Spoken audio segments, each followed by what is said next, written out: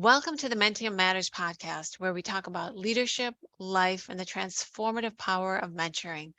I'm Solveig Brown, and today's episode, I am thrilled to be joined by Ha-Keem Abdel-Khaliq, also known as Coach Ha-Keem. This is part two of our conversation. In the first episode, we talked about career planning, and Coach Ha-Keem used great analogies to think about your career and offered great advice for moving your career forward.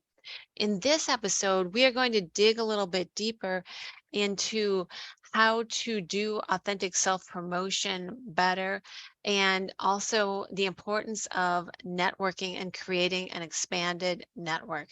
You will hear really excellent advice that you can use to move your authentic self-promotion and networking skills forward.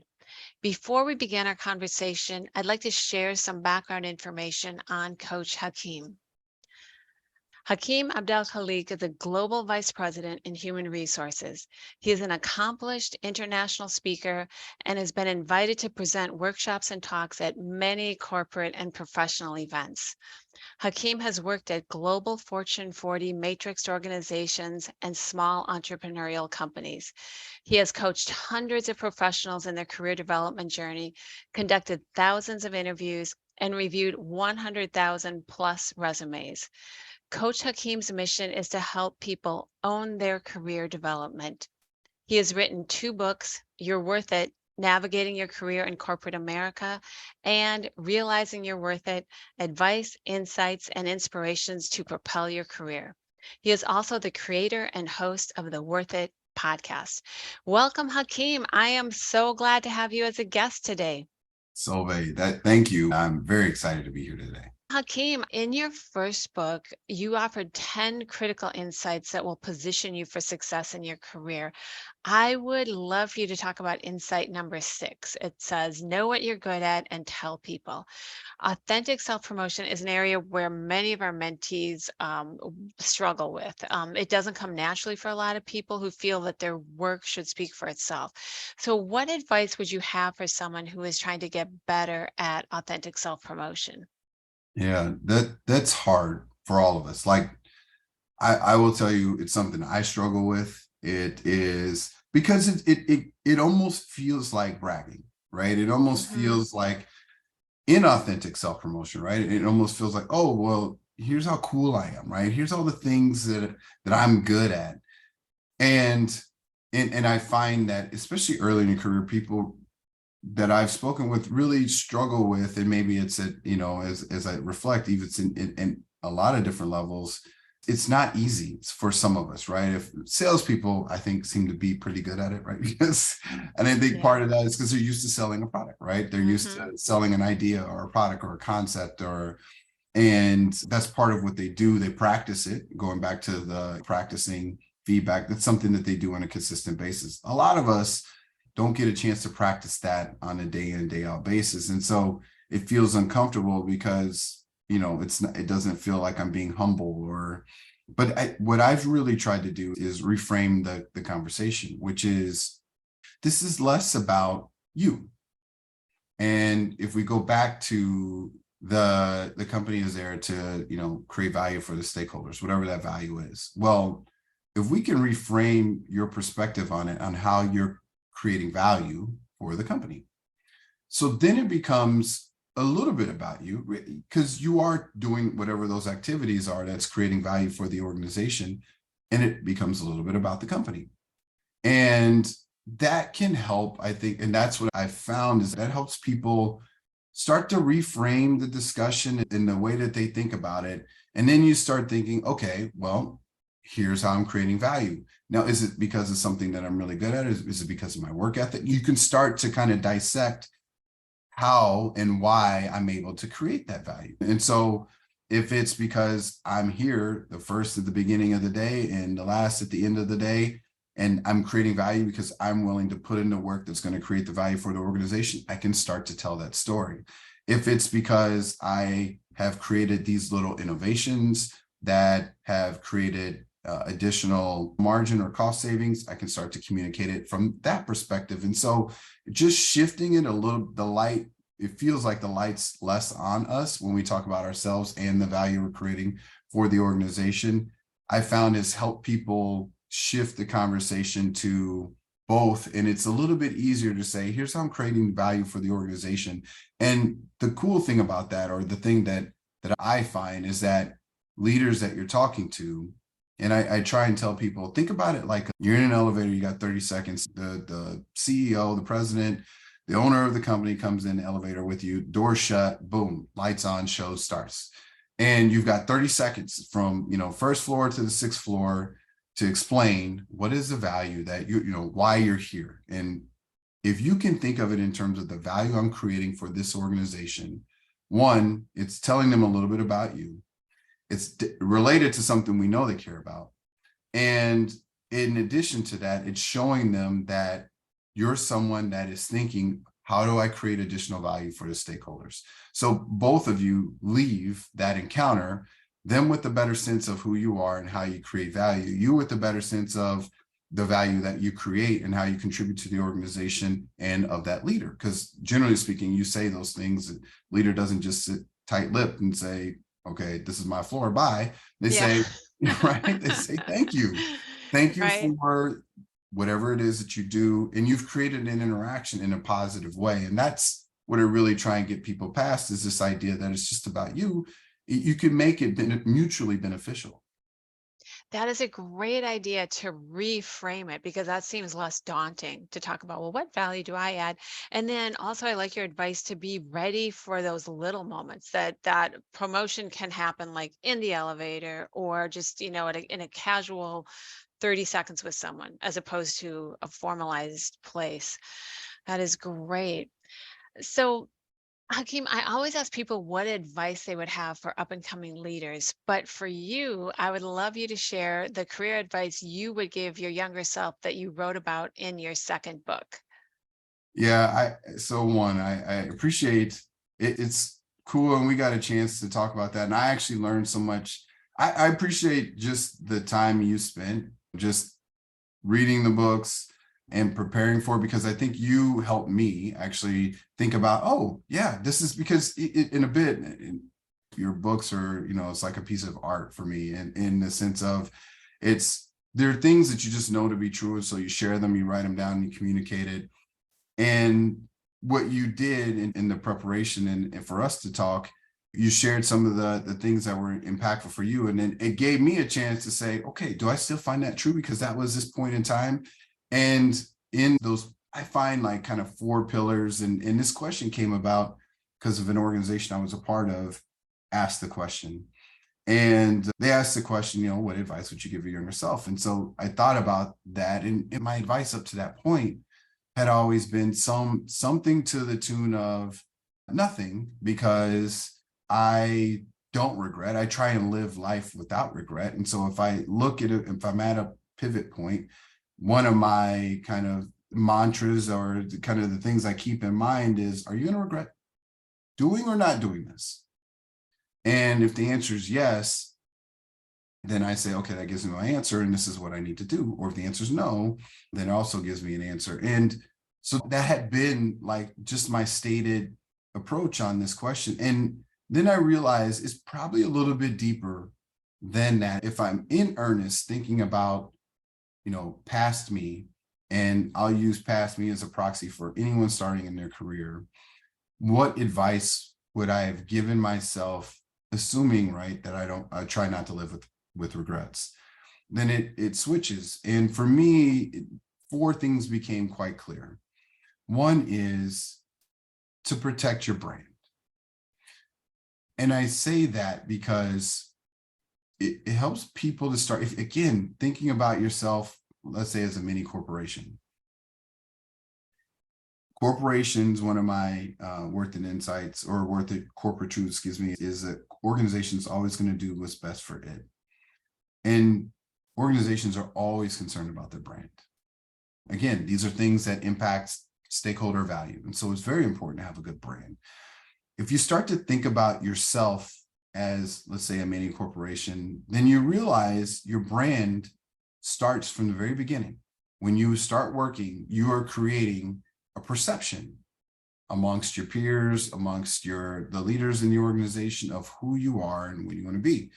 If you come into work and you're always 5 minutes late, or if you come into work and you leave, let's just say you leave early, and I don't necessarily see that as a bad thing sometimes, right? So I'm not trying to state it that way, but just to say that you're constantly there late and you leave early, then they're like, well, that person isn't always going to give their all, right? And so you create a brand whether you know it or not. People are looking.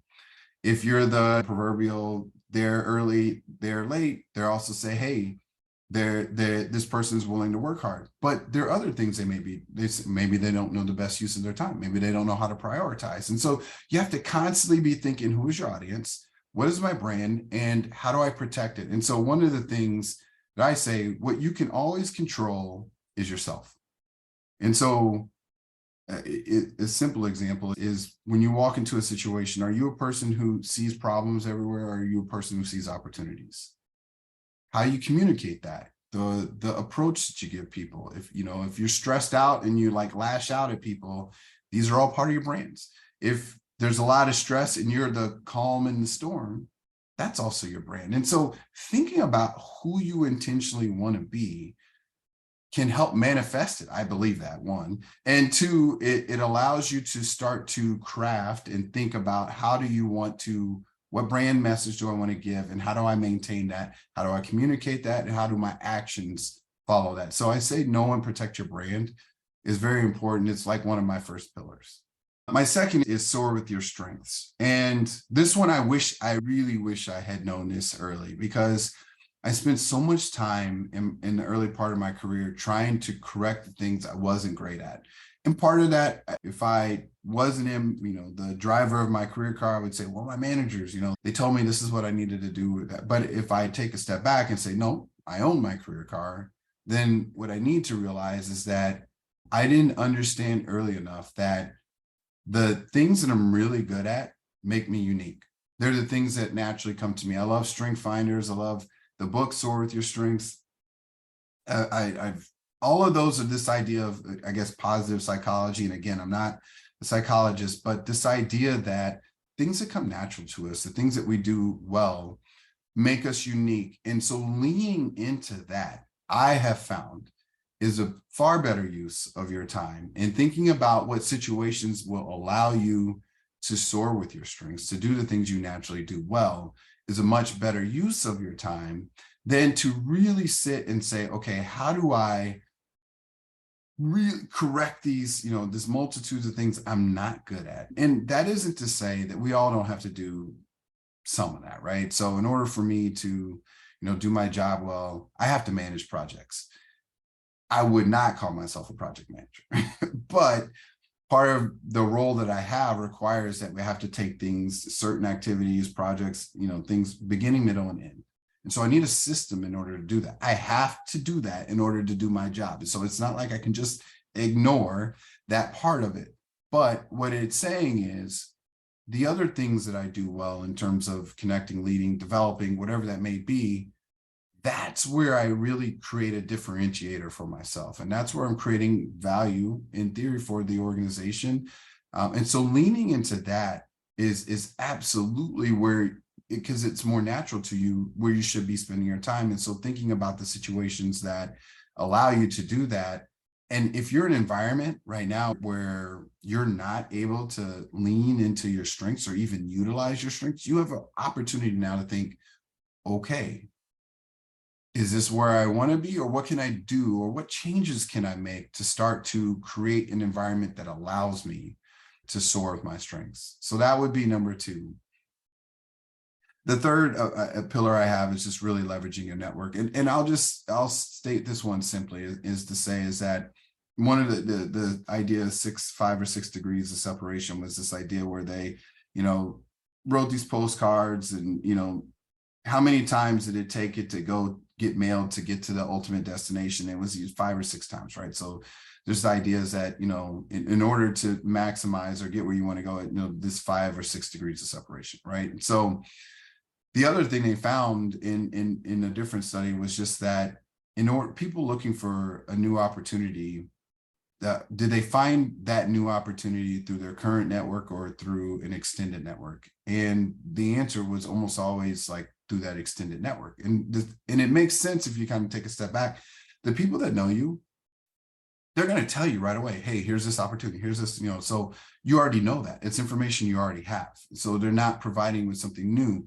But this is why, and again, I reference salespeople a lot. It's like a lot of times salespeople, they push past that. And when they're trying to build their business, they say, and who else should I reach out to regarding this opportunity? And what they're doing is they're expanding their network. They're using their current network to create a broader network, and they're opening doors.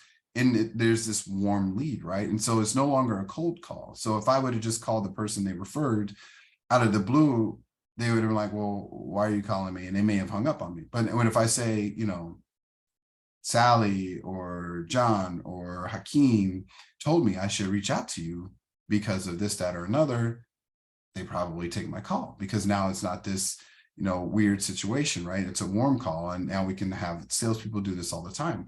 And again, the average person, me, others, we don't necessarily think of it like that. And so how do I take my current network to expand to a network that I don't know, that creates opportunities I didn't even, fathom or I wouldn't have had before? So fully leveraging your network to create an even broader network, and then using that network to broaden it. So it just becomes a mutual benefit. And so you're creating these virtuous cycles just by expanding your network over and over again. And so it's not always possible because it takes time, but this idea that, especially when, you're trying to do something different, and I'll give you the example of writing a book. Never wrote a book that was published before and had no idea how to publish a book. And so I reached out to all 2,000 at that time of my LinkedIn contacts and asked for help, basically, because I don't know how to do this. So I have a book that I want published. I don't know how to do it.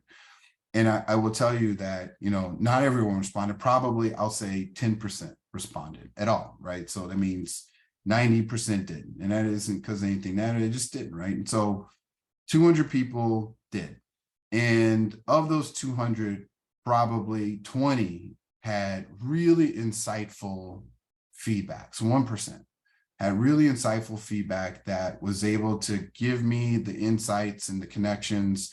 And most of those pointed me to someone else, not who they were. Like, it pointed me to a different person who then allowed me to connect to another person who was marketing, and connect to another person who's publishing, connect to another person on the legal. And so I was trying to think real time, if any one of those original 2,000, so the 200 that responded and the 20 that had meaningful impact, if they were the original one that got me that opportunity for publishing. And I don't think they were. And so it just shows you the power of leveraging your network for a specific, and it could be for almost anything. So That is a great example. Yeah.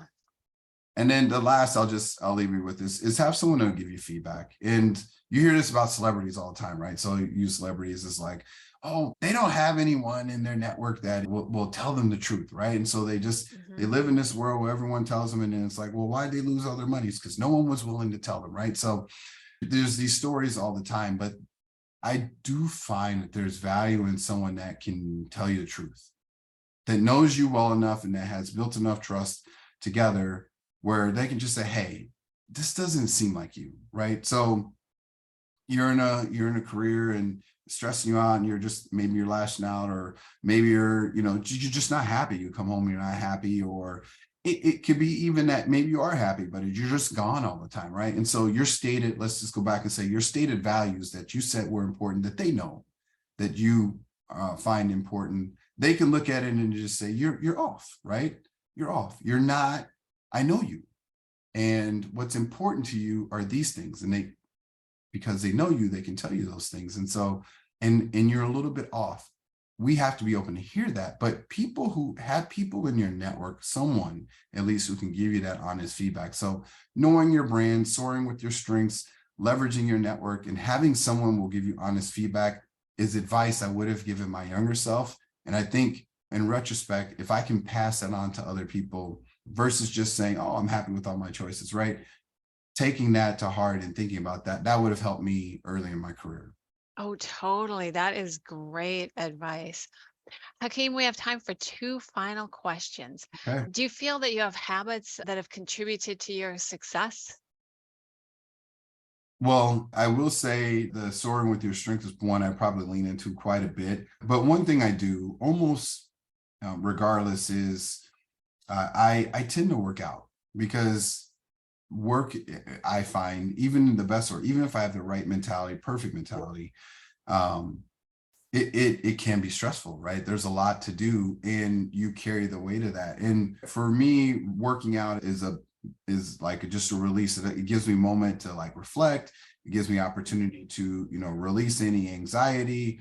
And it just helps me prepare, whether it be at the beginning of the day or end of the day, just kind of for what's upcoming. And so that is a habit that I've kept with me, and it helps me stay balanced. I'm a Libra too, so maybe that's part of it. Yeah.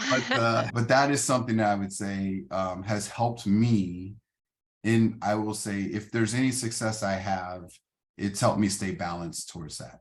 Oh, yeah, that is great. And then the final question is, do you have a favorite saying, quote, or motto? Yeah, this one is an interesting one for me, is because like the perspective in terms of advice, my general point of view is, I don't know that I have a specific motto, but one I'll say philosophy that I have is this idea of what you focus on expands. Ah, And, yes. and so, I mean, in simple terms, if you think about it, thinking about cars, you buy a Volkswagen Beetle, right? So you buy one, and all of a sudden you see them everywhere, right? It's like, Hmm. oh, there's one, right? And so it's like this idea: I bought one, it's part of my focus, and now I see them everywhere. Well, the same thing works with I think careers. Is if I'm of the mindset that these things happening to me and I'm not where I want to be, they're because of other people, right? Then all of a sudden it's like I just see that, and it's like it becomes this negative spiral, right? Well, they're not helping me out and they're not helping me out, and you can get into this tailspin. On the flip side of it is, if I look at it and say, well, I'm the one driving it, and so I see opportunities where I see glass half full, and so I think that way. And so all these situations that could be perceived negatively, or a failure, I look at it and I say, oh, I just learned something, right? And so maybe I didn't win, quote unquote, but I learned something, and therefore I did win, right? And so this idea of what you focus on, what you choose to focus on, expand. So really be thoughtful and careful around what you choose to focus. That is a great reminder. What you focus on expands. Ha-Keem, thank you so much for being my guest today. You have helped me think about career planning in a whole new way. The car analogy used is a great reminder that each person is responsible for being the driver of their own career. I also appreciated your four pillars of focus that you would advise people to think about. I highly recommend Ha-Keem's book. You're Worth It, Navigating Your Career in Corporate America and Realizing You're Worth It, Advice, Insights, and Inspirations to Propel Your Career. We will have links to these books on the show notes for this episode. You can also find out more about Coach Ha-Keem's work and his Worth It podcast on his website, which is coachhakeem.com. Thank you for listening to this episode of the Mentium Matters podcast. If you found this episode helpful, please share it with your friends and colleagues. We have more fantastic upcoming episodes, so we look forward to having you tune in next time.